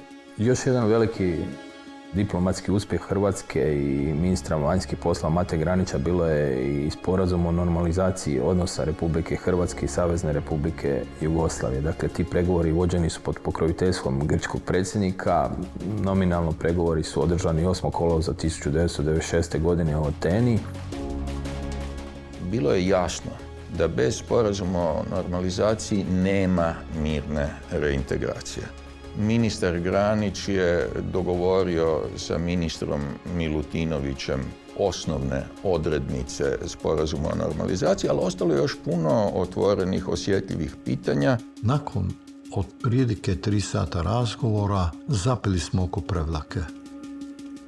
A onda je predsjednik Milošević rekao: Franja Brejakova s Mate odvuče, neće biti ništa od sastanka. Ja sam shvatio da su dobre okolnosti za završiti i na kraju smo se dogovorili i 23. kolovoza 1996. godine potpisan je sporazum o normalizaciji odnosa, tada između Republike Hrvatske i Savezne Republike Jugoslavije, u kojem je Srbija prvi put u povijesti priznala Republiku Hrvatsku i u kojem su brojna druga pitanja dobro riješena. U finalu mi danas imamo činjenicu da je mirna reintegracija Hrvatskog Podunavlja jedina uspjela mirovna misija u povijesti Ujedinjenih naroda. UNTAES, koji je imao mandat Ujedinjenih naroda, i njegovi prelazni upravitelji, gospodin Klein i Walker, su jedna od najuspješnijih mirovnih operacija sigurno u svijetu upravo zbog tog mandata, jer su imali ovlast od Ujedinjenih naroda zapravo reintegrirati to okupirano područje u jednom prijelaznom periodu u ustavni pravni poredak Republike Hrvatske.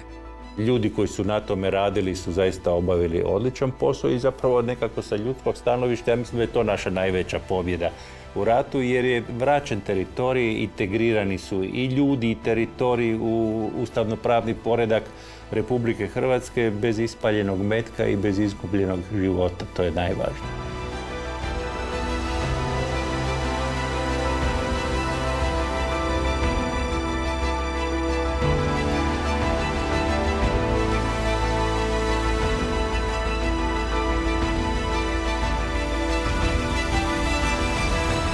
pobjednik koji ne zna praštati, taj sije klice novih razdora i budućih zala.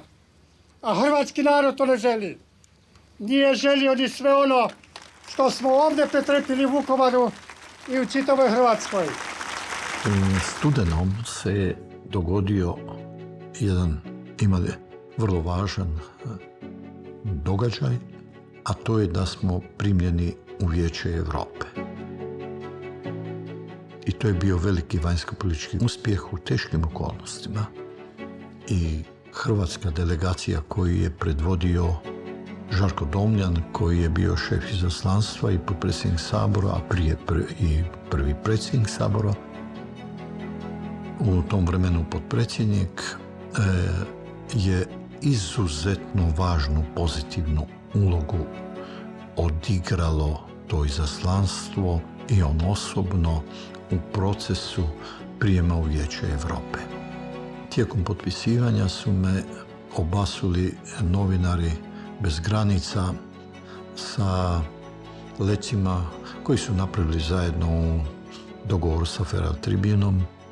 Ja sam je smireno maknuo, potpisao i na pres konferenciji, gdje je bilo preko 100 novinara, me pitali odmah o tome. Ja sam rekao da je to dio demokracije, da o tome nemamo što razgovarati.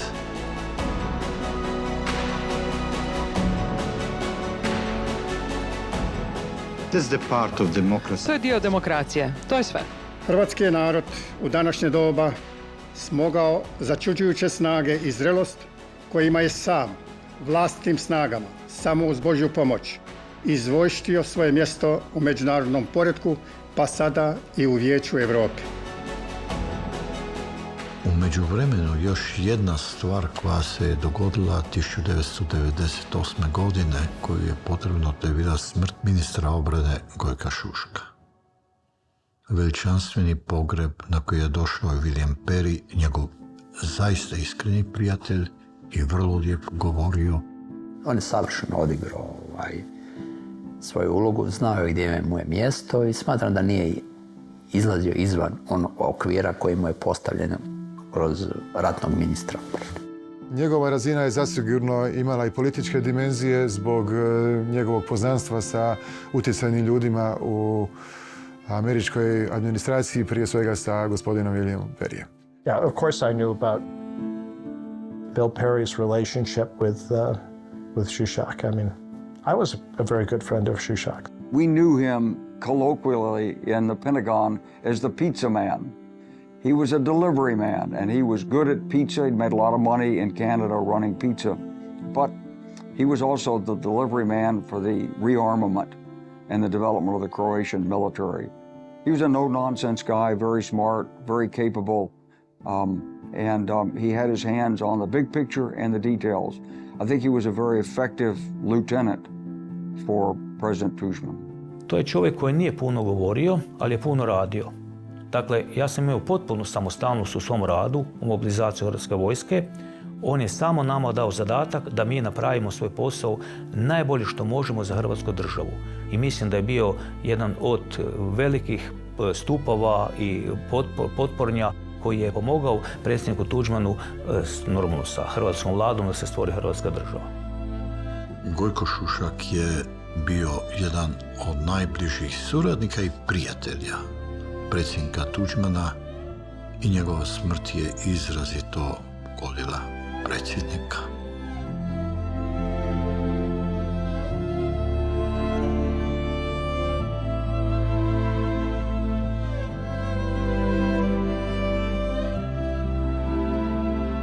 Na zadnjem posjetu predsjedniku Rimu za vrijeme ručka sa talijanskim predsjednikom u jednom trenutku je predsjednik gledao u jednu točku, nije odgovarao na pitanja.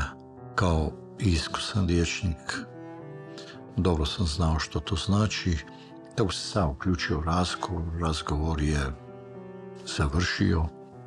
Na izložbi Svetoj stolici je pri kraju izložbe kolabirao, da ga je trebalo pod ruku uzeti i odvesti u kola. Umro je i imao najveličanstveniji pogreb.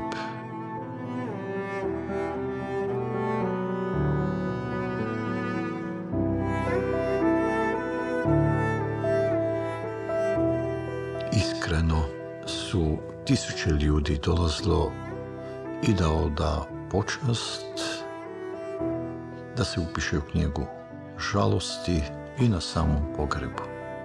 Najvažnije, svakako i daleko važnije od toga koliko stranih državnika je došlo, kako su građani Hrvatske doživjeli smrt predsjednika Tuđmana. Ja sam vidio te ljude koji su u redu od Britanskog trga do... To je bilo svak. Sirotinja, dame u krzenom kaputu, dječica. To je bilo iskreni, spontani zahvala predsjedniku. Osjećali smo se čudno, obezglavljeno, zbunjeno. Bio to težak trenutak. Narod je danima išao i stajao u redu. Kroz cijeli Pantovčak je bio red do dole da bi došli na red, da bi se potpisali, da bi se naklonili njegovom odru. Ideju Hrvatske države slobodne, Hrvatske sasvim sigurno su i drugi imali. Predsjednik Tuđman je imao i tu stratešku viziju, ali on je znao to i provesti u djelu. Bilo je krasnih intelektualaca, krasnih domoljuba, krasnih političara. Međutim, Franjo Tuđman je imao jednu karizmu, imao je nešto posebno.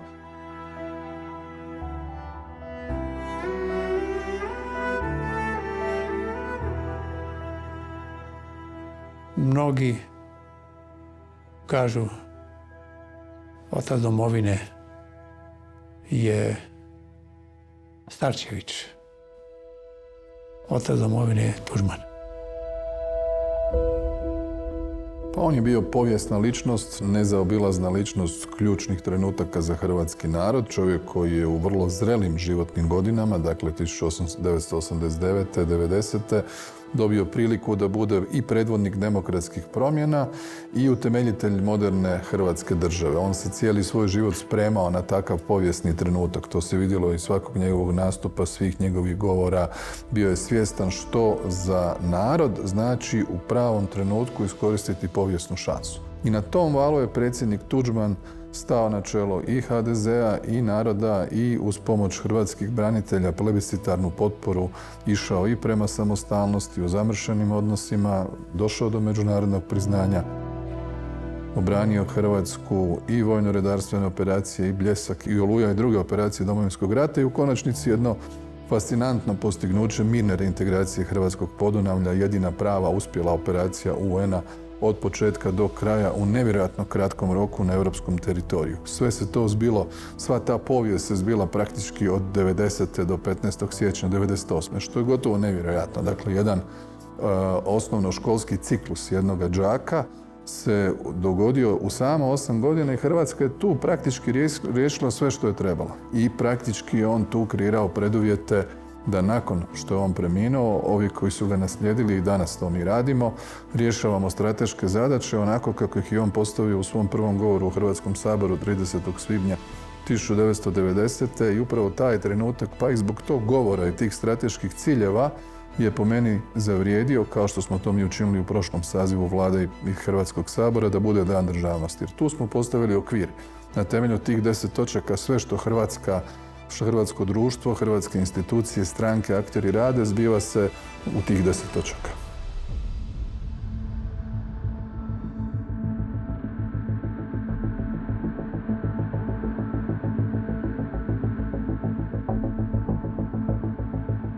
Ipak mi smo zemlja koja je proizašla, koja je imala možda rijetku tragediju da je stvarala svoju državnost kroz rat. I trebalo je sada krenuti u jedan proces normalizacije Hrvatske Jedan od ciljeva je naprosto bio prioritetan, a to je institucionalizacija odnosa Republike Hrvatske i Europske unije, ali jednako tako i početak priprema za buduće članstvo u NATO savezu. Naravno, kada govorimo o međunarodnoj poziciji i vanjskoj politici Hrvatske u tom periodu od 2000. do 2003. godine, moramo govoriti o našem susjedstvu. I ono je na neki način određivalo i percepciju Europske unije kako i na koji način zapravo Hrvatskoj otvarati mogućnosti. One nisu bile jednostavno, ne zaboravite, to je vrijeme u kojem je Slobodan Milošević još uvijek na vlasti u Beogradu. On to neće biti još dugo, ali u tom trenutku on je naprosto šef Savezne Republike Jugoslavije i čovjek koji je bio ozbiljna prepreka bilo kakvim procesima normalizacije odnosa u ovom dijelu Europe. Ono što je možda i najutjecajnije, a to je zapravo podnošenje kandidature za članstvo u Europskoj uniji. To se dogodilo u veljači 2003. godine. Jednako tako pamtim to vrijeme po tom što smo pristupili NATO-ovom programu Partnerstvo za mir. Svi politički akteri u Hrvatskoj nisu u dovoljnoj mjeri razumjeli, a to je da put u Europsku uniju je tada vodio preko članstva u NATO savezu. Bili smo u ovalnom uredu predsjednika Busha i Bush počinje sastanak sa našim tadašnjim premijerom sljedećom rečenicom. Čujem da vam je postotak privlačnosti NATO saveza na 35%. Naš bivši tadašnji predsjednik vlade kaže, pa to je zato što smo mi jednako ponosni narod koji vi. A Bush kaže, aha, shvatio sam, ne možeš prodavati ono što nemaš. Lupne ga po koljenu i kaže, dobro, kad završimo sastanak izlazim na onu livadu ispred Bijele kuće i reći ću da Hrvatsku treba primiti u NATO savez. I to je bilo to. The only thing I can confirm is that the United States strongly supports Croatia's membership in the NATO, and I am very hopeful.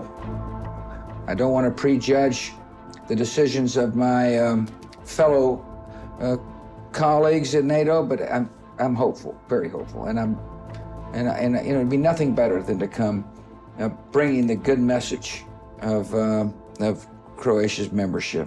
Hrvatska je ušla u NATO 2009. godine. Znamo i sami da je 2008. nakon samita u Bukureštu ovdje na Markovom trgu bio posjet Georgea Busha.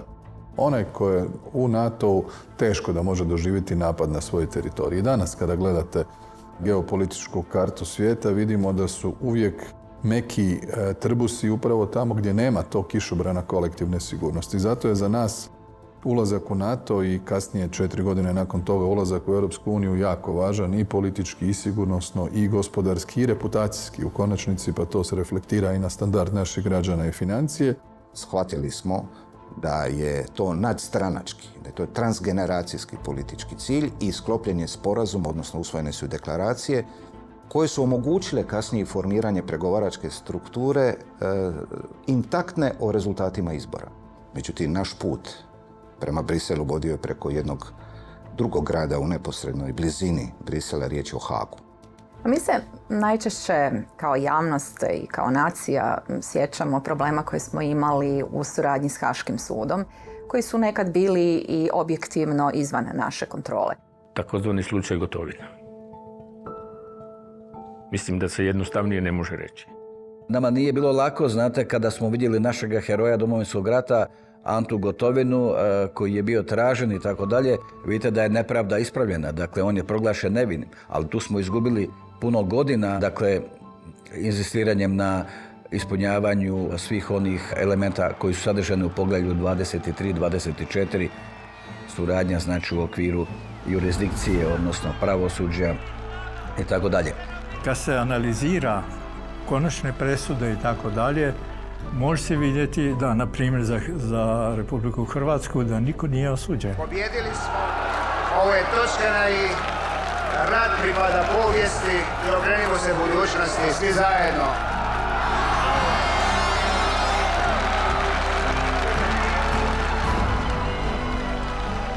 I onda famozni noćni sastanak u Luksemburgu, gdje je Evropska trojka,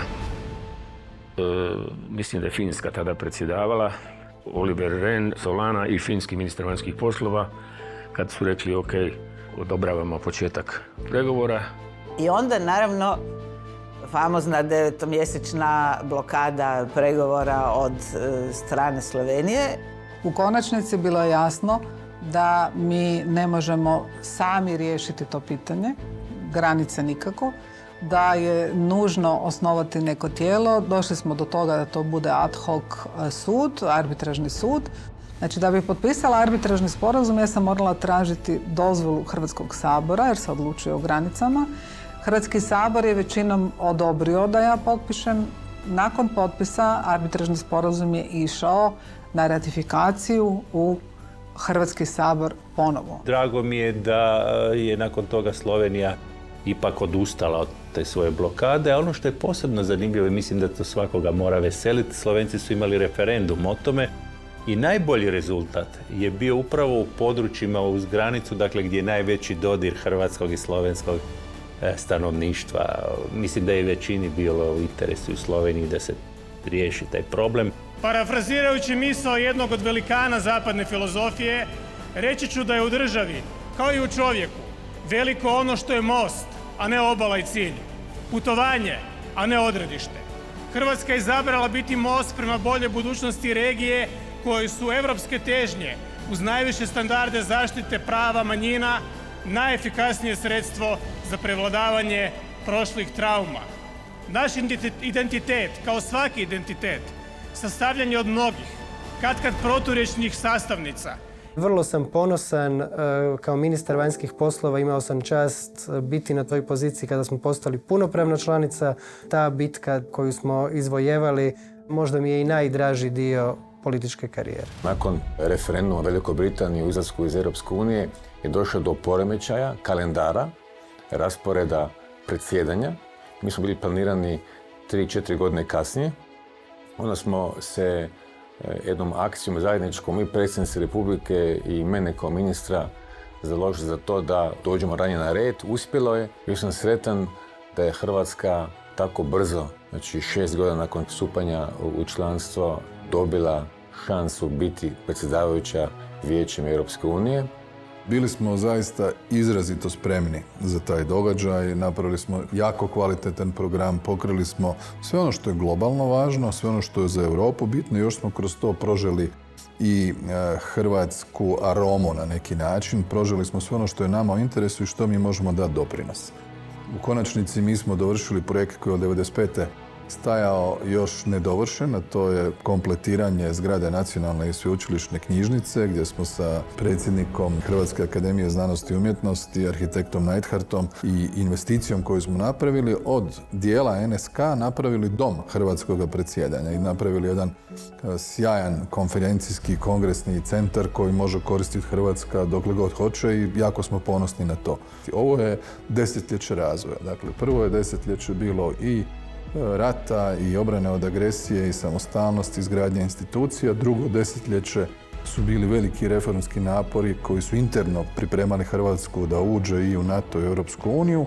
Desetljeće koje je iza nas su bili prvi koraci u tim integracijama gdje smo se i prezentirali i malo konsolidirali, a sada idemo u korak s onim što je globalno važno. To je 4. industrijska revolucija, to je digitalni razvoj, to je zeleni razvoj. Te dvije transformacijske osovine su ključne za razvoj svijeta, Europe pa i Hrvatske. I tu lovimo korak za konkurentnost na globalnom tržištu.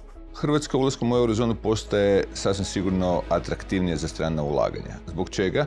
Zbog toga što uklanja se tečajni rizik. Takav rizik investitori nastoje izbjegavati. U trenutku kad ulazimo u Europsku monetarnu uniju, znači kad preuzemo euro, taj rizik za njih više ne postoji i samim time čini Hrvatsku interesantnijom za ulaganje. Nema suverenističkih poteza nego povezati teritorij, dakle taj mali dio obala Jadranskog mora koji je dijelio južni dio Dubrovačko-neretvanske županije od ostatka Hrvatske. Sada je doslovno premošten Pelješkim mostom, sjajnim projektom vrijednim 525 milijuna eura, od čega je 357 milijuna eura bespovratnih sredstava iz europskog proračuna, ostalo je dala Hrvatska država i ta činjenica je toliko velika da će ona ostati, kao što će ostati i Schengen, kao što će ostati europodručje, kao što će ostati u ovo doba dogodine višenamjenski borbeni avioni Rafali koji će čuvati hrvatsko nebo i time smo, mogu reći, učinili strateške iskorake uključivši i završetak 4 desetljeća stare rasprave o energetskom sektoru Hrvatske, da li nam treba ili ne treba terminal za ukapljeni prirodni plin koji isto tako ostavština našeg prvog mandata na Krku. Moj san za Hrvatsku ostaje da budemo među najprosperitetnijim državama u svijetu. Duboko vjerujem da to možemo, samo moramo puno više uložiti kako bismo to postigli. Prije svega zajedništva, zajedničkih napora, vizije i strategije kako postići te ciljeve. Hrvatska je stabilna i sigurna država. Nitko više ne može ugroziti Hrvatsku. Sasvim sigurno vojno. Više nitko ne može Hrvatsku ugroziti i mi se možemo sada posvetiti isključivo kvaliteti života, demografiji i jednostavno da ljudi bolje žive i da se sretnije osjećaju.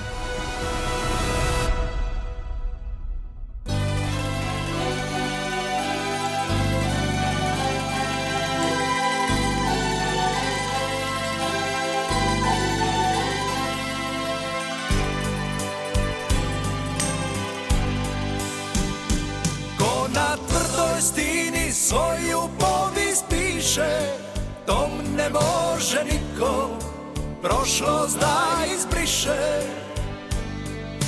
Varaju se i ne misle tako, što se krvlju brani, ne pušta se lako.